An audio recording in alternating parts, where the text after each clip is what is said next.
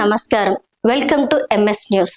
ఈ రోజు మనం తెలుగు ప్రజల అత్యంత ముఖ్యమైన పండుగలలో ఒకటైనది ఉగాది పండుగ. ఉగాది అంటే యుగాది.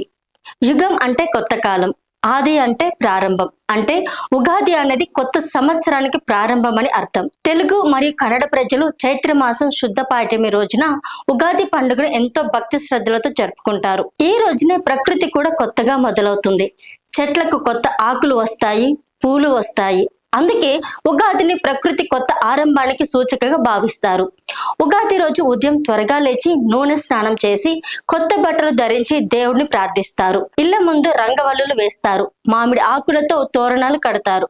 ఉగాది పండుగలో అత్యంత ముఖ్యమైనది ఉగాది పచ్చడి. ఈ పచ్చడిలో 6 రకాల రుచులు ఉంటాయి. వేప పువ్వు చేదు, బెల్లం తీపి, చింతపండు పులుపు, మామిడి కారం, ఉప్పు ఉప్పుదనం, మిరపకాయ కారం. ఈ 6 రుచులు మన జీవితంలోని సంతోషం, బాధ, కోపం, ఆశ్చర్యం, భయం, అసహ్యం వంటి అనుభవాలను సూచిస్తాయి. అంటే జీవితం కూడా ఇలాంటి రుచుల మిశ్రమమే అని ఉగాది పచ్చడి మనకి చెబుతోంది. ఇంకా ఉగాది రోజున పంచాంగం శ్రవణం కూడా చాలా ముఖ్యమైన సంప్రదాయం.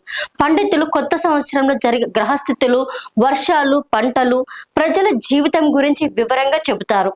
ఉగాది అనేది కేవలం పండుగ మాత్రమే కాదు, కొత్త ఆశలు, కొత్త లక్ష్యాలు, కొత్త ప్రారంభాలకు సంకేతం. ఈ ఉగాది మీ జీవితంలో సంతోషం, ఆరోగ్యం, విజయాలు తీసుకురావాలని మనస్ఫూర్తిగా కోరుకుంటూ మీ అందరికీ ఉగాది శుభాకాంక్షలు.